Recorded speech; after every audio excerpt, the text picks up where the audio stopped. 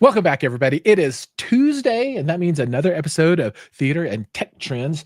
And presenting to you tonight, our wonderful viewers, our most magnificent people in the world, are Giles, myself, and Digital Don AV. Digital Don, how are you, sir? What's up, man? Oh, it's the world's coming to an end. Trying to hold my hand up here. Like I was gonna do it. I was like, little assist. Right on. Yeah, that's just my life now. Right here. Well, no neck brace. First time. Welcome to the show, man. Yeah. I'm glad to be here. Glad to see everybody, man. Yeah, folks are popping in already. Mad Piranha. So tonight we have a wonderful show lined up. We have two awesome guests. Joining us first will be Jack Sharkey from KEF, K-E-F, and he's going to tell us all about that bass, all that bass, no trouble. Who did that song? I don't know who did that song. Somebody did that song. Anyway, and then following up for the second half of the show, we've got Rob from Epson, and he's going to tell us all about the mysteries of life and the way that Epson solves those mysteries. It's going to be enlightening, and I'm really looking forward to it. C-Big. What's up, Chucky? Chuck. All right. Don, if you're ready, I'm ready. I think we're going to go ahead and get this thing rolling. Born ready. All right. Bam! That's all I can say. We have the one, the only, the Jack Sharkey. Attack. And gentlemen, I have to preface everything, Jack, because you hold a special place in my heart. Fabulous. If you roll the clock back 5 or 6 years, okay, you were one of the first set of people to ever come on my live stream. I was. You were, and yeah. I will thank you every time we talk for that. Folks like you are what make this industry happen, and I appreciate all the support that you've given over the years. Thank you. Well, and right back at you, because it's always, I look forward to the once or twice a year that I'm on the show with you, and even like tonight, we're just going to kind of talk about some fun things. We don't really have, I don't have anything new to offer tonight, but I've got some cool things to talk about, and I always just look forward to it. So I appreciate that, and thanks for having me. It's been about a minute since we've seen each other. I saw you in Charlotte last summer. Was the last time we spoke? Yeah, that's right. Yep. And I'm not going to be there this summer. I have a conflict that I was going to say that I can't get out of. I could get out of it, but I really want to go to this other thing. So I have to pick and choose. Unfortunately, it's a Giles nerd geek thing. I'll be there, Jack. We can hang out. Yeah, I think I'll be there. Yeah, and we'll definitely spend some time and talk. And it's always good to see everybody. It's just, and we were talking about it's a fun event. It's a fun way to spend a weekend. And yeah, so miss you this year, but I'm with you now, so that's what matters. Absolutely. Quick hello to Mr. Abominous Black. There we go. Yep. And so, Jack, now you've been on a number of times, but there might be some people out there that don't know you. So let's level set. Please tell everyone who you are, what you do, and why they should care. I can't speak to why they should care, but what I can speak to is I've been with KEF for about 18 years or so, and I am an engineer by trade. I work in the marketing department. So I do training and content. I write the blog, and we'll go out and do the shows and things like that. So I kind of get to straddle both worlds, which is, the technical side of things and the marketing side of things. I'm based in Nashville. And of course, everybody knows that our US headquarters are up in New Jersey, where our KEF Music Lounge is and all. And that's me. I love what I do. I love the company, the folks, the products, the whole bit, and being able to, spend time talking about it is always a big thrill for me. Right on. Well, again, welcome to the show. And I think we're going to just dive right in now. And what we're going to talk about today is a little bit of subwoofer history, right? And you're going to kind of run us through kind of the things that have happened in the past that folks might not understand or know about, and talk about the way that subwoofers went from there's no such thing to they're pretty darn important, right? So right. I'll leave it to you.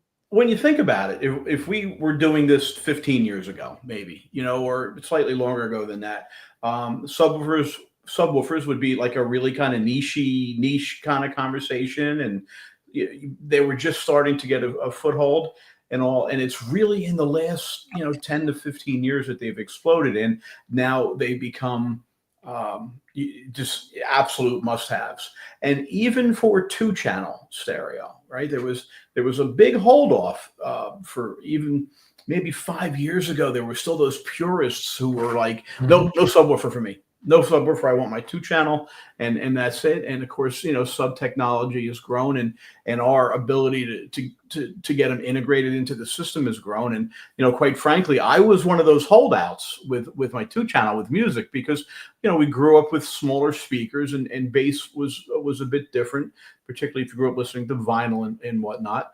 And now I sorely miss it. It takes a while to get it tuned in and get it tweaked right. And then once you do that, it's a thing. But in the 1980s, no one had subwoofers. It wasn't until the end of the 80s and 1990s when home integration, home theater started to happen, that, just the top end people, with the real expensive systems would have a subwoofer. We started launching our subs in the 1990s for our home theater, right? But if you go back even 10 years before that, live venues didn't really have a whole lot of subwoofer action going on, and it was Jamaican dance hall and disco clubs in Manhattan and all that sort of really kind of brought subs in. So we're just 40 years or so, maybe a little bit longer than that, into the subwoofer thing. But in terms of your homes, we're only 10 or 15 years, which pulls it around to why education about what a subwoofer does and how important it is, and how to integrate it to me is so important, because you don't want to get that big one note boomy bass where that's all you're getting. Listen, I love when it hits me in the chest as much as the next person, but it's just like anything else, everything in moderation, right? Accurate bass. Yeah. And that's why I think, education and talking about like what a subwoofer actually does other than make the big boom is so important, and something that I'm spending a lot of time talking about.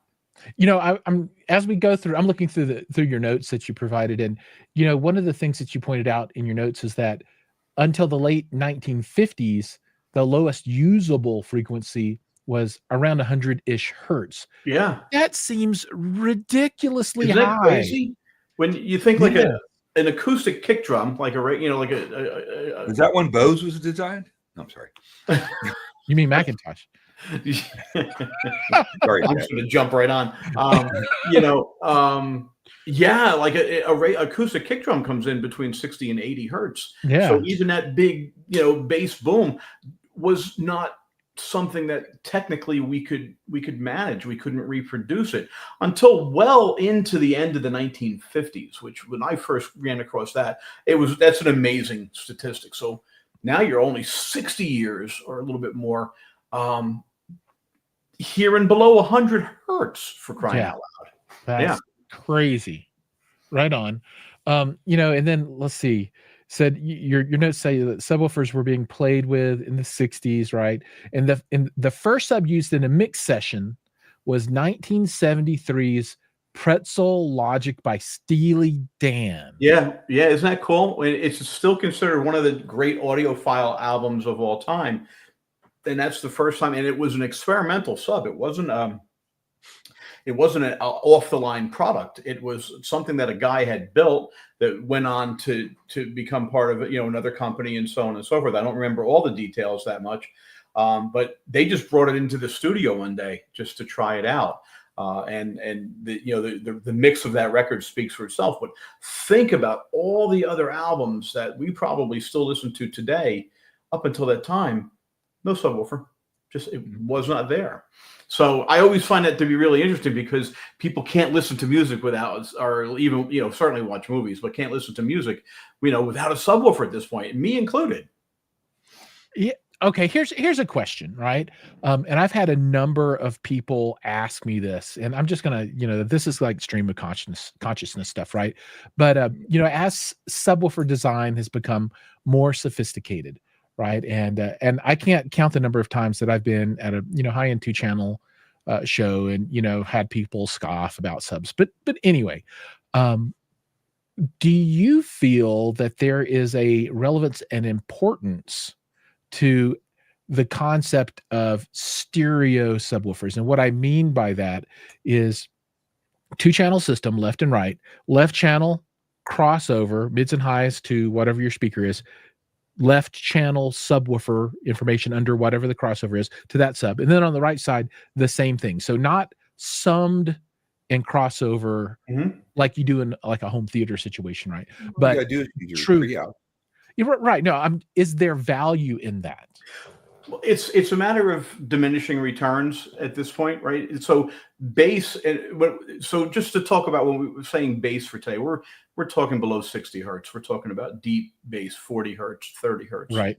It is absolutely directional. When you think about it, if you hear a thunderstorm, when you're outside, if you're on the golf course or you're at the supermarket, or whatever, where that thunderstorm is coming from. Oh yeah, I can feel it came from over there. Yeah, it came from over there. So I'm going to go this way, right? Yeah. So, but now when you get into your room, maybe you're not going to be able to set those waves up in your room to really get steering bass. But it is absolutely a thing. And in a well-tuned system, it actually can make a difference. And here's something else that people don't think about. It's what the sub does to support the main speaker that is often forgotten about, right? It's letting the main speaker work just a little bit less, right? So there's less distortion, there's more output. There's harmonics involved. That's why you want to get your sub locked in and tuned properly, so it doesn't blow out things in the upper, mid range or in the middle range. With 300 hertz, you'd be surprised if you do a demo when that sub's loud. You listen to speakers to frequencies above the sub frequencies, and then you start getting that thing tuned in. They start to jump out. So that would also mean for stereo subs, now you're going to get that dual benefit, right, per channel on each speaker. So the answer to your question is, yeah, absolutely, man. But the sub answer to that question is it's a matter of diminishing returns. So obviously the higher in sophistication your system is, the more you're going to hear that. For me, I'm running 2 mono subs in my room because my room, it sounds really good, but it just isn't. It's not big enough, and I'm just don't have the room to do that. So it's kind of a mixed bag answer, but that's how I feel about it. I think matching your sub, having a sub that's appropriate for the kind of speakers that you have, high performance, preferably sealed for a 2-channel system, in my opinion. But really crossing, I always run my systems large, my main speakers on a 2-channel system. I don't use it unless I got a piece I'm, testing or reviewing. And then I'll put the sub in and cross it over, say like 50 hertz, kind of on the lower side. And then pay a ton of attention to phasing, getting in phase and positioning it so we don't get the group delay and, some of the things that really affect the sound. And even with one sub, running the left and right outs to like an integrated amp or a preamp, or even a whatever source that you have, into the left and right inputs on a sub. Even always preferable to have 2 subs, but you can get away with 1 sub in that particular case. So I've had a lot of luck with it. And for so many reasons, when you think about it, like even having 2 subs, I'm running 2 KC62s in my room and they're tucked inside because form became a little bit more important than function in my room right now, right? So, right, we had the subs set up, and then outside of the subs are my R5s, and just incidentally, I'm crossing my R5s over at 40 hertz. Okay, perfectly. There you go. Perfectly happy with them, which is also something I wanted to talk about. That 80 hertz number, is we talk about that a little bit. But even having my 2 subs, I have them slightly asymmetric, right? So they're not exactly 90 degrees off of each other. They're not exactly parallel. And then, so what I'm doing theoretically, and of course I did the sub crawl and I listened to the room, is I'm defeating any standing waves that might happen. Standing waves that could make the sound be artificially high, which to me is actually more annoying sometimes when it just jumps out at you. It's too much bass. And then certainly, where you have artificial attenuation, where you're missing things. Like if you and I were sitting next to each other and, I'm getting a full wallop of bass and you're completely missing certain frequencies. Yep. That's how you can kind of adjust those subs with two, just a little bit asymmetric. And like I said, in a room, even where form is more important than function, because the aesthetic was really more of a key. So that was a good workaround. So there are so many different things. You spoke about group delay and all those things. They're just speakers. That's all they are.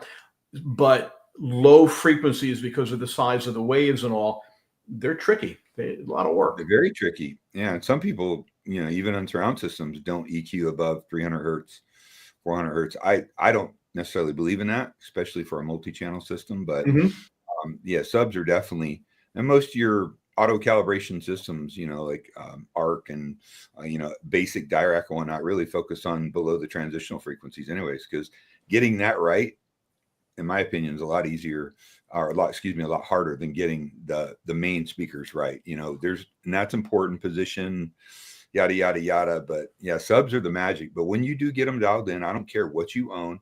I've got a pair of some of the most powerful tower speakers, dual 12s, 2400 watts to the 12s, monster, 62 inches tall. They sound better with subs. Yeah. They sound good. Yeah. And people don't take into account what the subwoofer can do to the lower mid-range of, if it's maybe it's a little too high, or it's a little too low.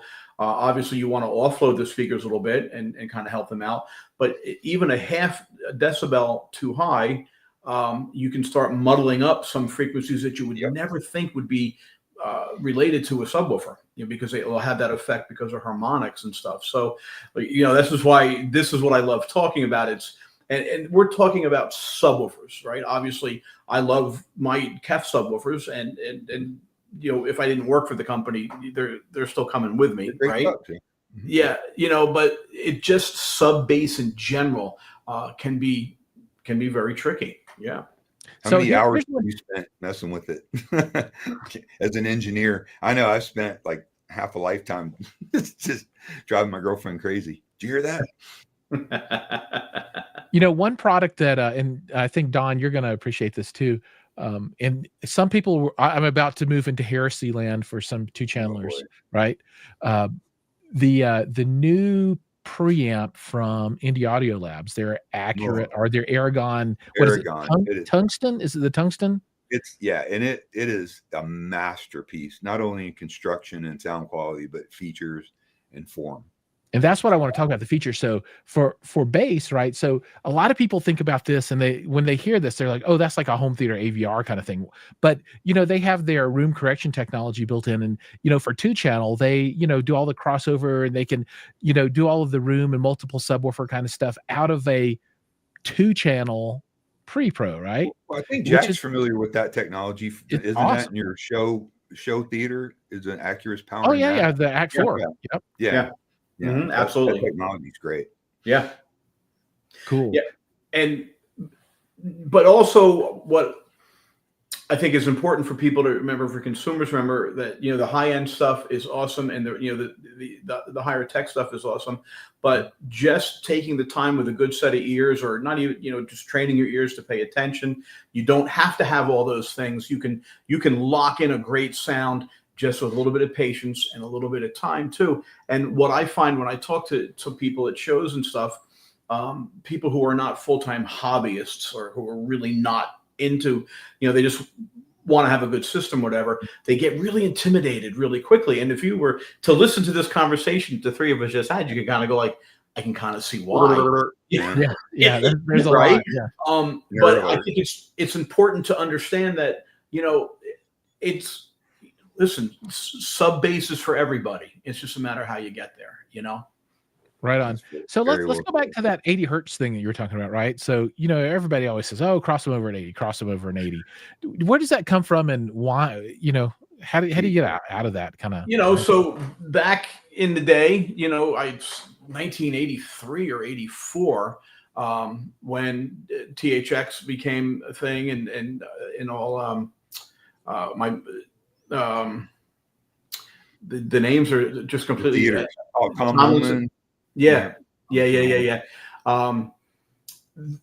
technology wasn't as sophisticated as it was today, and they were looking for a really good happy medium. Where's a good spot that we can tell everybody we're gonna set it from here? So 80 hertz wound up being sort of the default. But as we've moved forward over the past 40 plus years, we as an industry have learned a lot more about sub bass and how rooms react and how important a room is. So, my 80 hertz might be your 60 hertz or might be your 40 hertz. And what I try to do is have consumers know, start at 80. That's fine. That's fine. But play with it. Don't lock into it and just go, well, 80 hertz is what the book said, and that's where I'm going to go. Don't be afraid to go low. Don't be afraid to go high, depending on your speakers, right? Especially with modern speakers, everybody was THX crazy in the 90s and early 2000s. So those speakers really started to roll off hard, below 50 hertz. And, or below 80 hertz, really, a lot of them.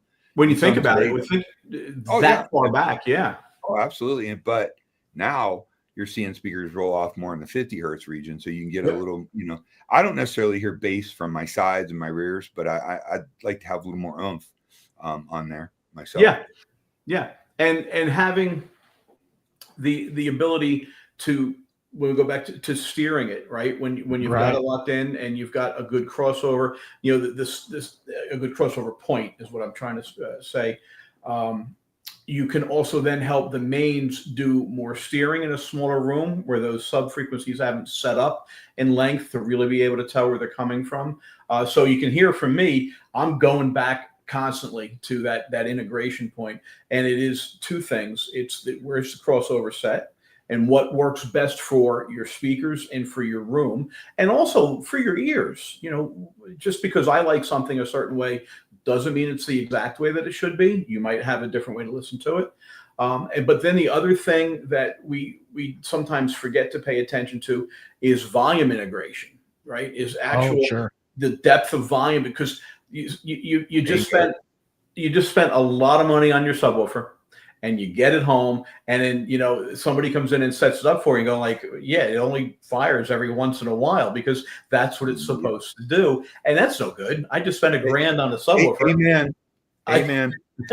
Turn it up. Turn it up. That's right. So as an integrator, let me just tell you what every single person that gets a theater and it's calibrated to the T's and it's supposed to be where it's, perfectly linear. They're like, can you turn the surrounds up and can you turn the subs up every time? Yeah. Or, video calibration. It's kind of dark. And it's real simple. You spent a lot of coin to get some product in your house, and the way that they're supposed to work, they're there. You don't really hear them. So, like, if you hear where your sub is coming from, it's probably too loud, right? I mean, that's a real good base. If you can, when you're listening to music, if your eyes go to the sub when you hear some bass, or your brain goes to the sub, you can almost assume it's a little bit too loud. On the other side of the coin, I just spent $2,000 on a subwoofer or two subwoofers or whatever it is. And I want to hear more than that. So you got to kind of get over that hump and kind of bring them in and always keep in mind that once they're integrated properly for music or for movies, there is no sweeter experience than having a perfectly integrated sub that's locked in with your speakers, both at crossover and at volume. Magic. No matter what level it is. Just one quick funny note. There's a few integrators that may or may not have to set the processor to all channel stereo and left. Now they hear the surrounds. Oops. We have a KEF fan out there.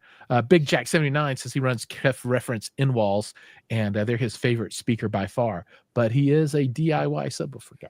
Listen, as long as he's enjoying them, I think that's isn't that really the point at the end of the day? Yeah, I would love to see Big Jack 79's DIY subwoofers. I'd love to see me too, actually. I love that kind of stuff. And, folks know that I've done a number of DIY build videos showing how, I've built different subwoofers from time to time. And I think I'm at the point now where I enjoy watching other people do the building more than actually doing it myself. That's a young man's game. I say that as I have a... In the garage right now, I've got a Stereo Integrity 24-inch subwoofer, and I can't even move the crate that it's in by myself. And the raw driver, right? No box. Right. Yeah, I Just mean, the driver. yeah, I mean it. Yeah, so that'll be a project for this summer, which it might be the one that kills me, finally puts me over the hump. But Yeah, but you'll go out happy. So I mean, that's okay. yeah, You know. I've made space where it's going to go. There used to be a different subwoofer there. It is now gone.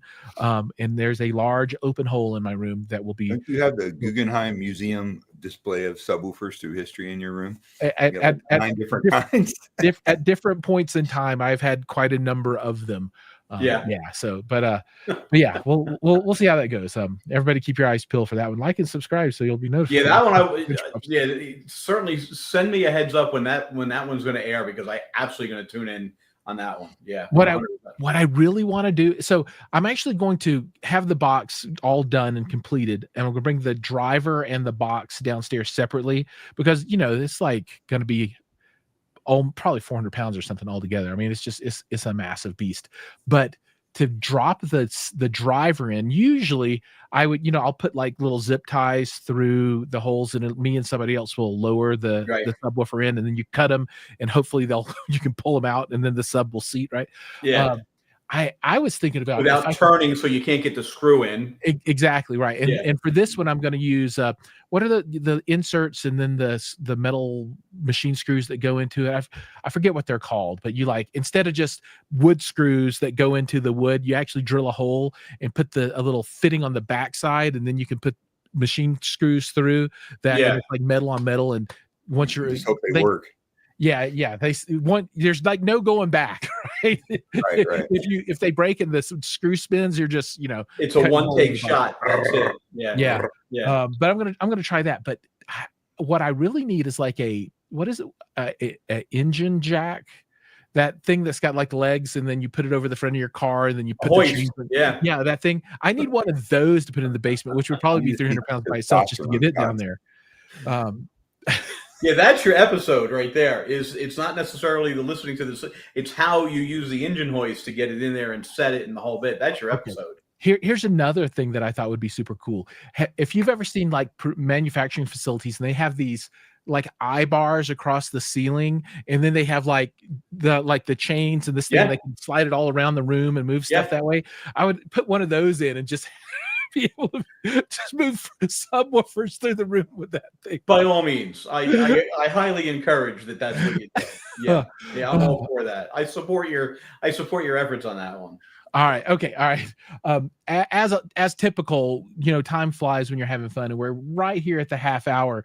So, Jack, I'm going to ask you for a couple of minutes of closing thoughts for folks out there, about subwoofers or KEF or anything in general, or, where can they meet you at if they want to say hi to the Jack in person?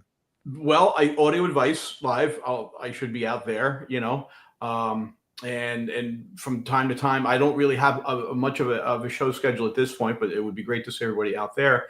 And, I guess just in closing, to keep it as brief as possible, we've been doing this for 63 years. We have engineers full-time. There are guys. We have PhD physicists and stuff working on our speaker technology. And if you dig what we've done speaker technology-wise, absolutely give our subwoofers a shot, because it's the same kind of technological thinking and envelope pushing that goes into our other speakers, because subwoofers are just speakers. KC62 and the KC92. I misspoke before. I have KC92s. Okay, I was going to say you got to have the 92s. I have the 92s. I misspoke. But our Cube MIE series and stuff.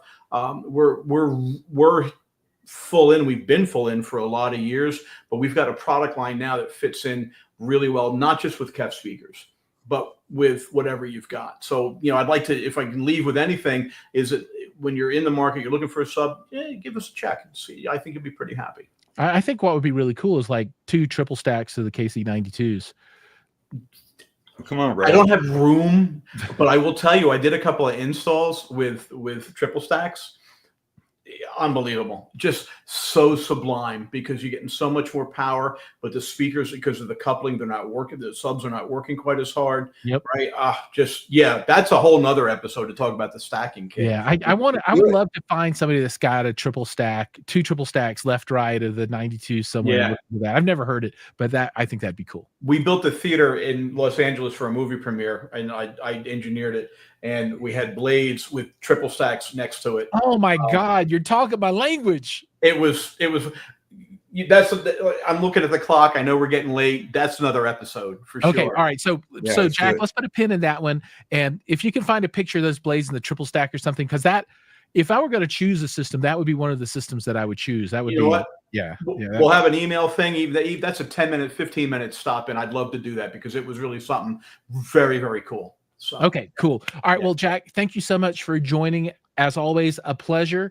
Look forward to seeing you whenever the next time I see you is. It won't be at Audio Advice, but I'll see you then. It'll be this year. Giles, Don, really a pleasure. Thanks so much. Have a great night, guys. All right, Jack. All right. Thank you. All right. So love Jack. Jack's the best. Like I said, he's been with me since the beginning. And to everybody. Yeah, he is a good dude. He was one of the very first people to support me, and I'll never forget that. Now we are going to move from audio to video. And I have a local, I don't know how you even say it, Coloradian. So anyway, Rob from Epson is going to be joining us, and he's going to be here right now. Rob, welcome. Hey, Giles, a pleasure to be here. I'm super excited. Yeah, man, I'm so thankful that you're here on the show with us tonight. And we're going to talk about some stuff that's kind of game changing that you guys have brought to market not too long ago. But first, for the folks that don't know you, please let everyone know who you are, what you do, and why they should care. Absolutely. Well, my name is Rob Brennan. I am the technical account manager with Epson, specifically supporting what we call the kind of premium residential projector business. I've been in the industry since 2011, about mid-2011, so coming up on 14 years. I was with the teams that developed, the very beginning of 4K in terms of 4K projection, 4K television. I was around for kind of the launch and adoption of HDR. I won't share the story now, but very interesting conversations at the time with the president of 20th Century Fox, who asked me to justify to him whether or not HDR was a good thing, which really blew my mind. Wow! Considering I thought it was his fault, the reason we were doing it. But at heart, I'm a projector enthusiast. I've supported and multiple vendors, multiple manufacturers with display technologies and audio.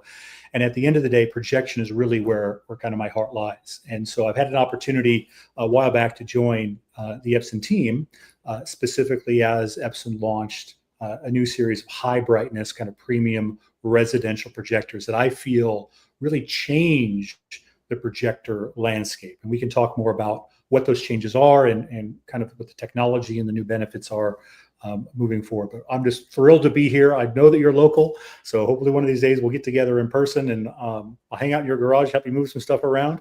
Come to my basement where I have 8 projectors on a cart I wheel around just to do various testing. Do you have a QL7000 at your place? I do. I have a QL7000, the 3000, the QB. All the competitive models, too many to list. Dude, that's absolutely. One day I should come over and we should just do a video and you can talk about your stuff. And I that would be awesome. I'd love to do that. And it's super easy because you're here. I think Epson should actually relocate everyone to Castle Rock. That should be convenient, right? Yeah. I mean, for you guys, it would be convenient because you're all right. Okay. So let's talk about these 3 models. So there are 3 newish Q series, right? There's the QB1000, QL3000, QL7000, and maybe you could just tell people a little bit about what's going on and what some of that special sauce is, real quick. Sure. At the end of the day, I think projection has needed a serious evolution, potentially even a revolution now for quite some time. And Epson is uniquely positioned because we have all this experience in the commercial side of the business, essentially, high brightness, flexible installation, et cetera. And so the idea a couple of years ago was, how do we take the high brightness performance that we've developed for commercial projection, but tune it for residential application. In the past, a customer may end up purchasing a commercial projector if they have like a barn dominium build. Right. And that's great. It's high brightness, but it's not really tuned for, watching video. And it's certainly not tuned for HDR video.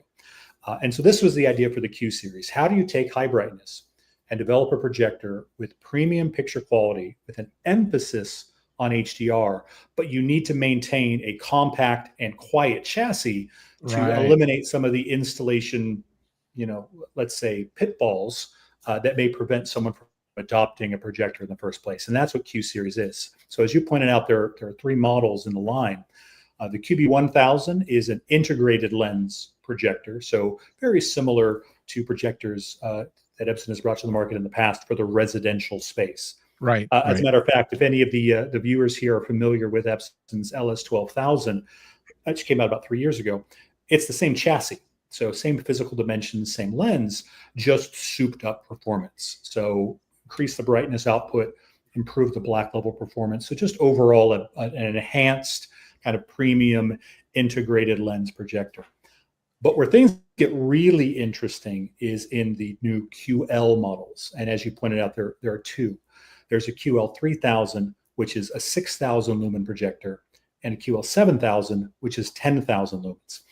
And what you get with these projectors first is an interchangeable lens chassis, which solves a lot of kind of room geometry issues. So there's about a dozen lenses that are compatible with either of those chassis, from ultra short, which typically you might see in even like a Rear Pro application, to very long throw. So if you have a great room or a very large space and you want to be able to project from one end of the space to the other, Epson has those solutions. But what also makes Epson unique, and this has been true for many years, quite frankly, is the lumen per dollar kind of value that Epson brings to the market. So for example, 10,000 lumens typically would cost in a 6-figure kind of range. And make no mistake, those are amazing projectors. If you have the means, I certainly would not turn my nose up at you or wag my finger if you chose to go with one of the solutions. They're incredible. But Epson can deliver that kind of performance at about 1/3 of that price.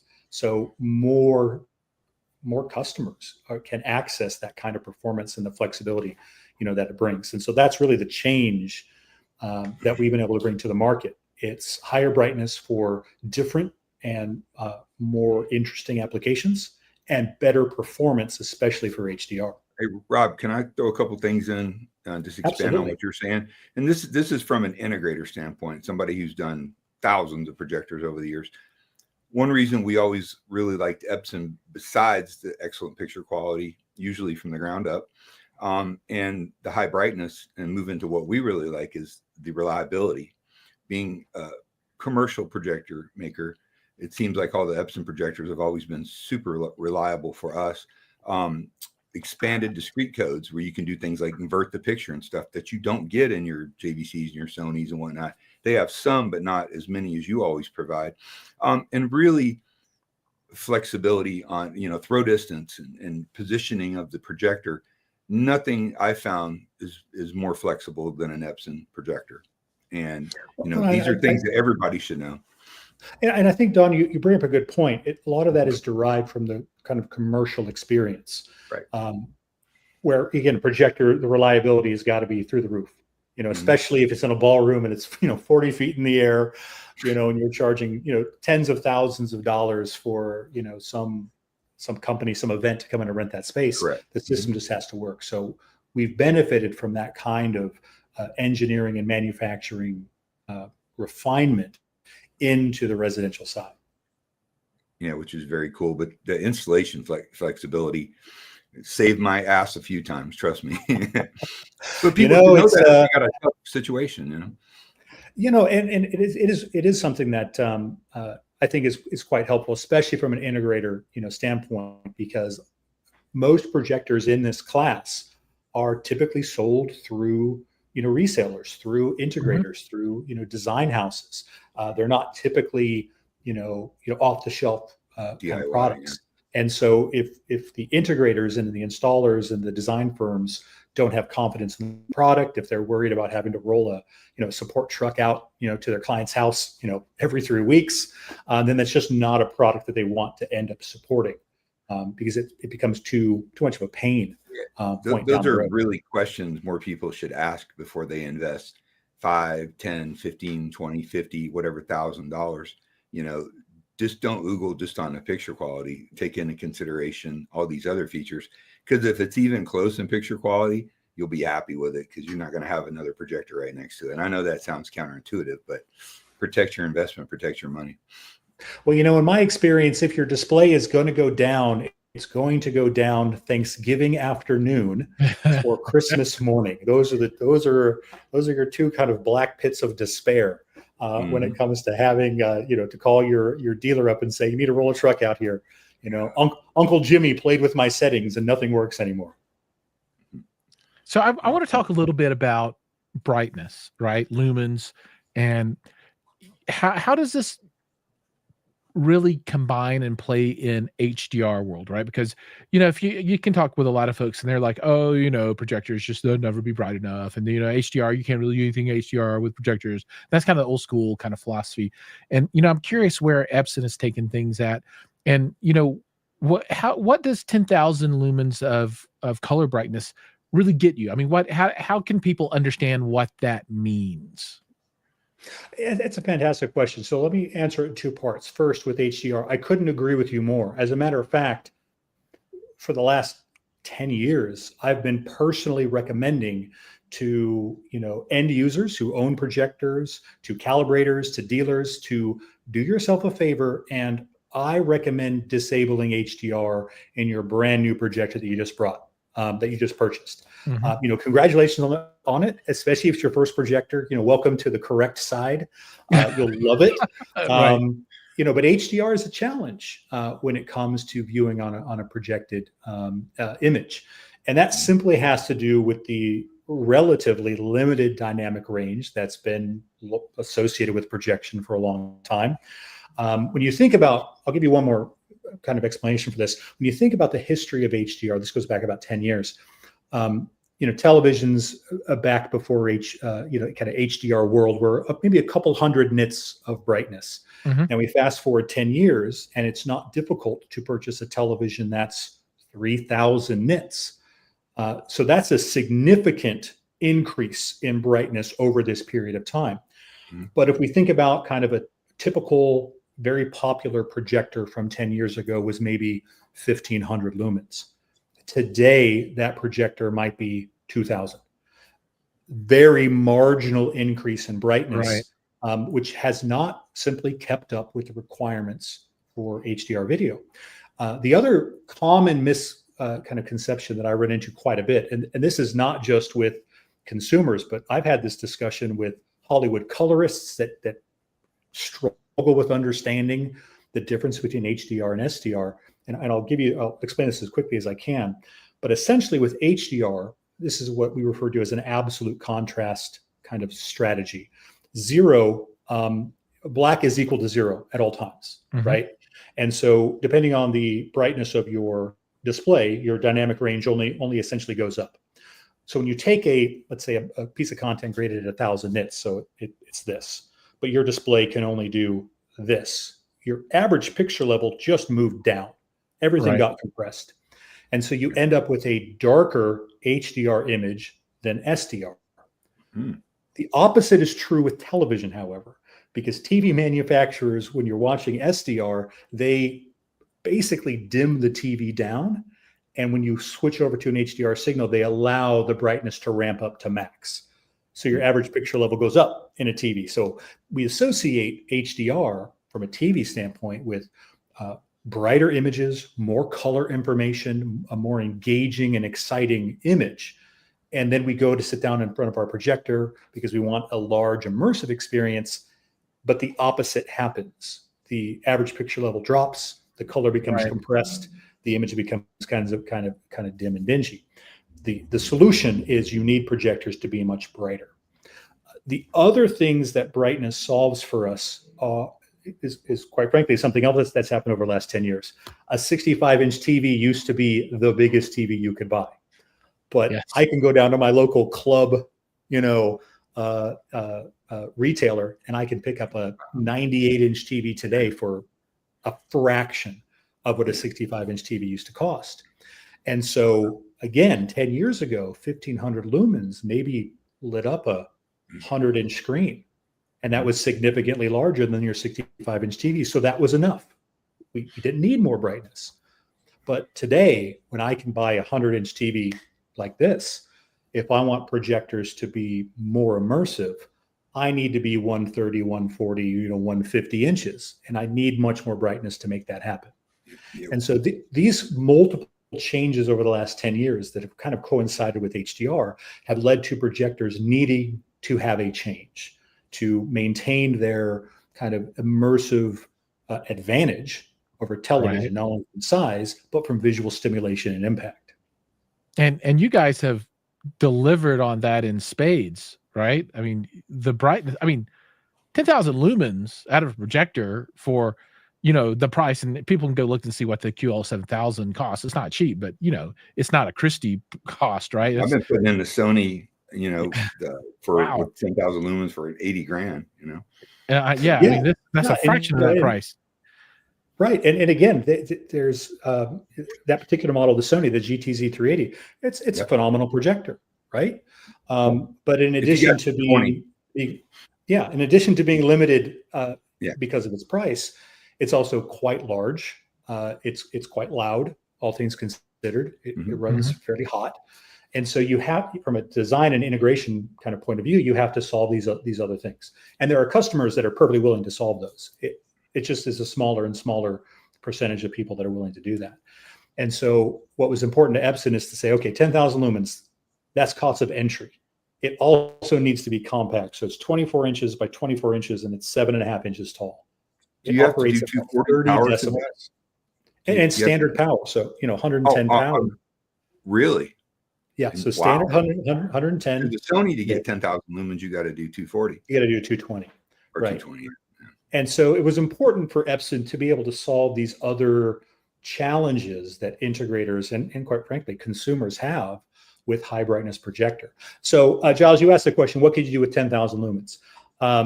What does that mean to an end user, right? How can they understand it? And maybe you can talk about that, and then maybe kind of put it in the context of how that relates to what a nit is in TV world, right?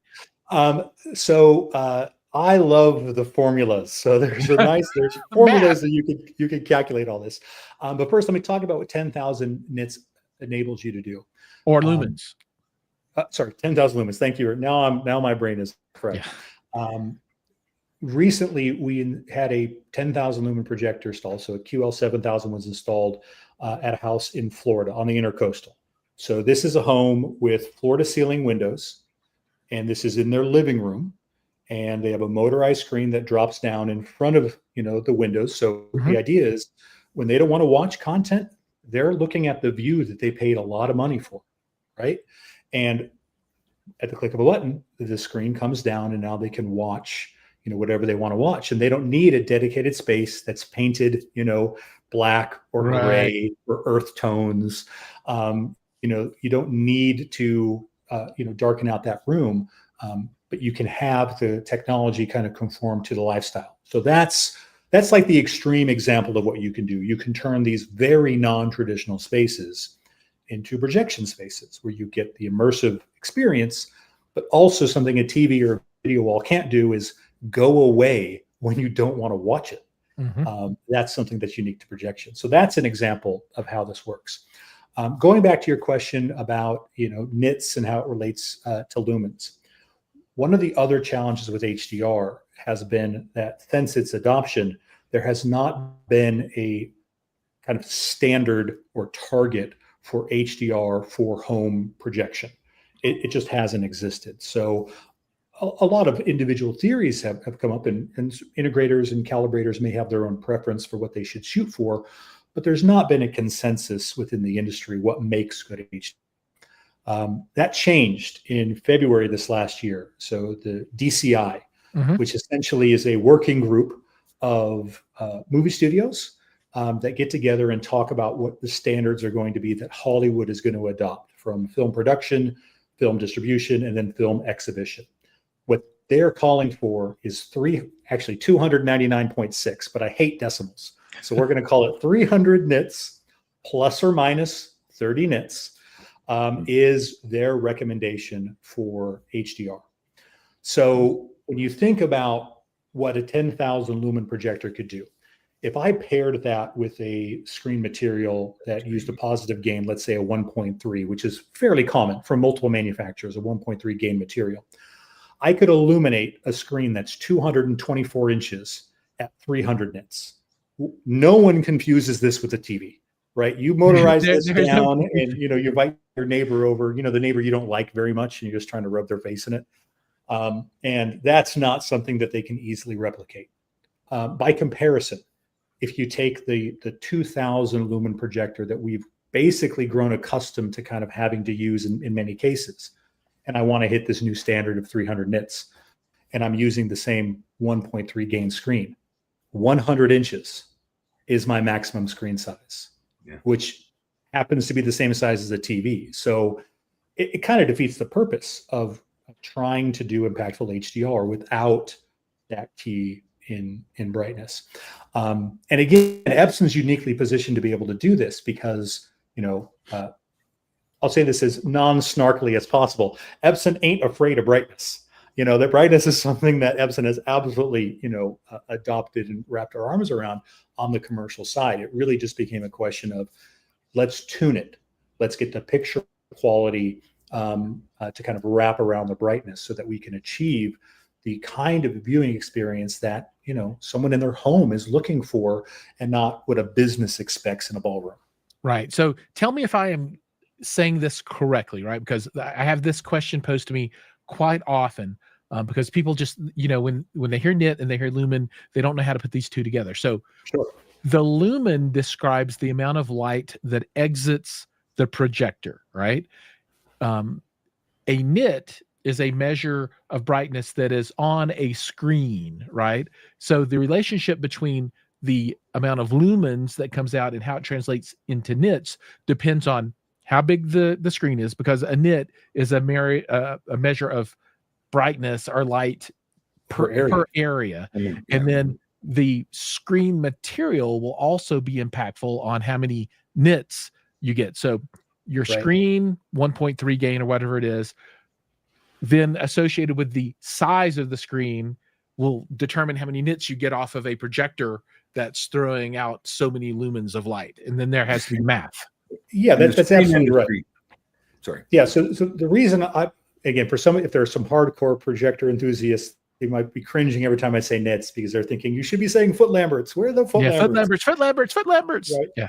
And the reason I choose to use nits is because as kind of an industry, from a Hollywood, from a content production, nits is the word we have all kind of accepted to use. Yeah. But your description is correct. So the way that we would calculate this is that we would say lumens, so the output of the projector, divided by the surface area of the screen, multiplied the gain, or basically the reflective function of the screen itself, gives you, if you've done it in square feet, it gives you foot lamberts. And if you've done it in square meters, it gives you candescents per square meter, which we just abbreviate as nits. Right. And so that's the relationship.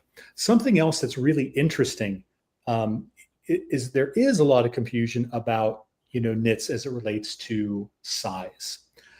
So when you think about this, right, here's something to noodle your brain. A 65-inch TV is just shy of 1 square meter.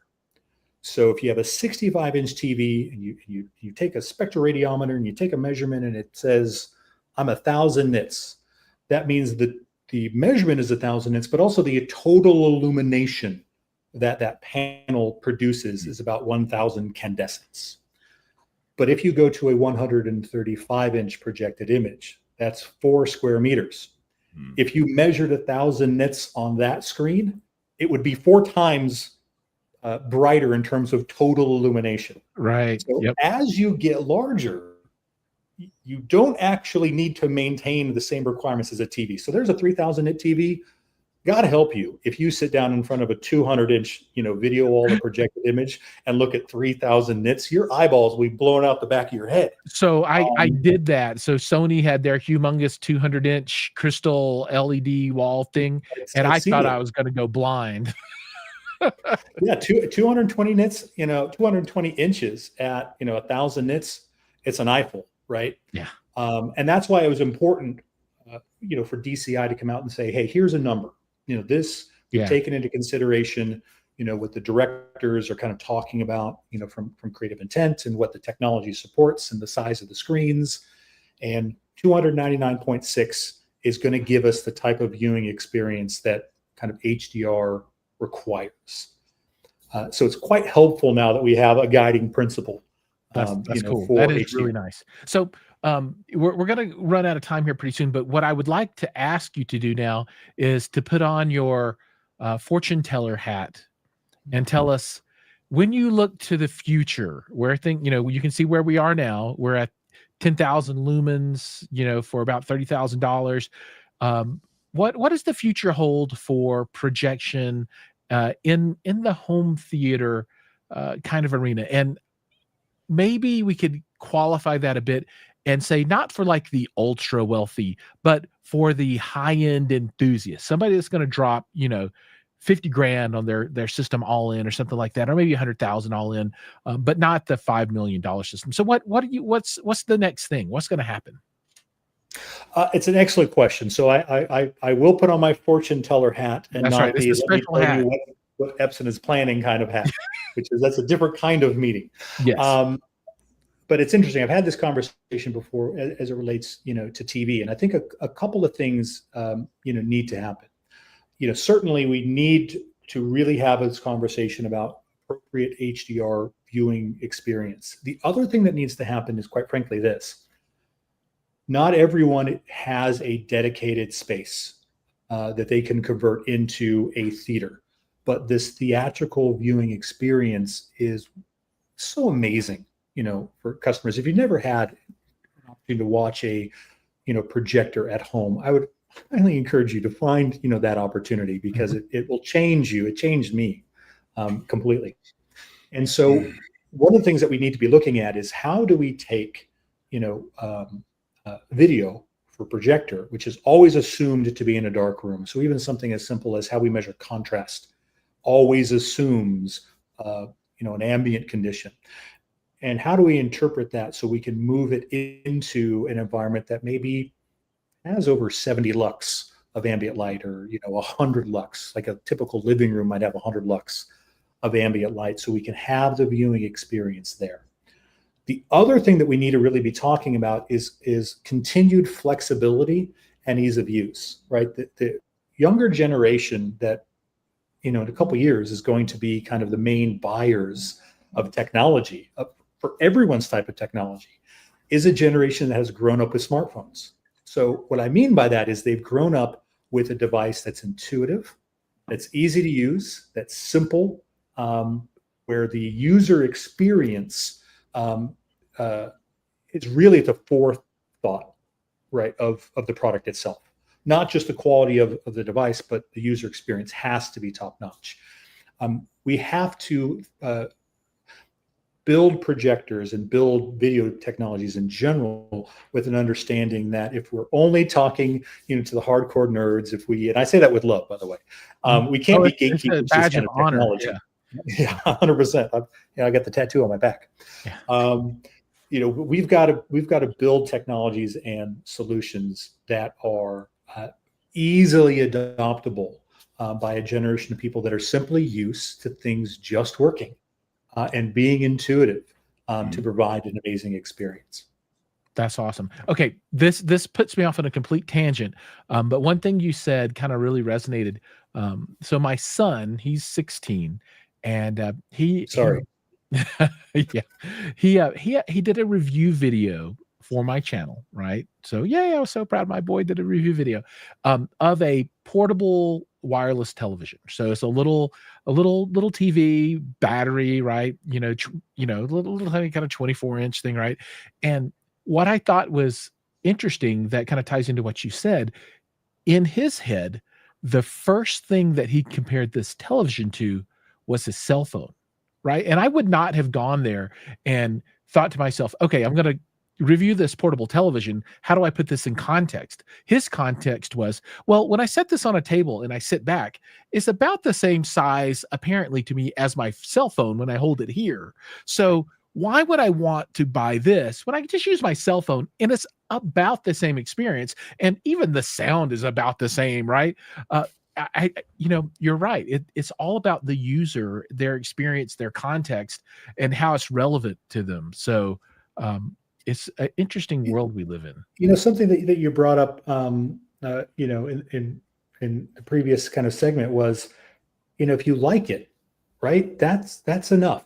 And Yeah. sometimes I feel, Yeah. especially in the world of projection, it's easy to get caught up in the right way or the correct way, or it has to be done this way. And if you're not having fun the right way, are you really having fun? I think we need to be much more accepting of the fact that we want. I personally, and this is not an Epson thing, this is just me personally, I want more people to experience projection because it has completely changed what I think viewing content at home is all about. It's such an amazing experience. The reflective nature versus the emissive nature of TV, I think, is more pleasant. Obviously, size is more immersive. And so I'm willing to forego any of the formalities or previous kind of gates that prevented the layperson from getting into projection. Rob, I love you said that. That disease that plagues video also plagues audio, maybe even worse. So, if you're not the right way, how are you having fun? I think it does. You shouldn't buy And this if speaker. It doesn't fit you right. Right. And I think if it looks good, it sounds good, you're enjoying it, then you have a good system. And don't let anyone tell you that you're doing it wrong. Your fun isn't correct. Because at some point you're not in the hobby to enjoy it. You're in the hobby to just have something to do and debate it and argue about it. You know what I mean? Right. And that can be fun as well, but only if we all recognize that that's what we're doing. Cool. All right. Well, we have exhausted our time. So to be respectful for your time, Rob, I know you're on the road right now. Thank you for joining us. It is a pleasure to have you on the show. And I hope to have you on again, and hope that one day we can create some content at your place and you can tell us all about, your projectors a little more in depth, right, from a product perspective. So that would be cool. But again, thank you for joining us. It was absolutely my pleasure. I would love to be back anytime. You just let me know and I'll be there.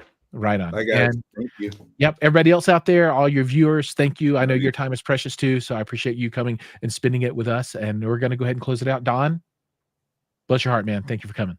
Love it. Yeah. Glad to be here, man. Yeah. Glad to be here. All right, everybody. That's it. Thank you so much. Take care, everybody.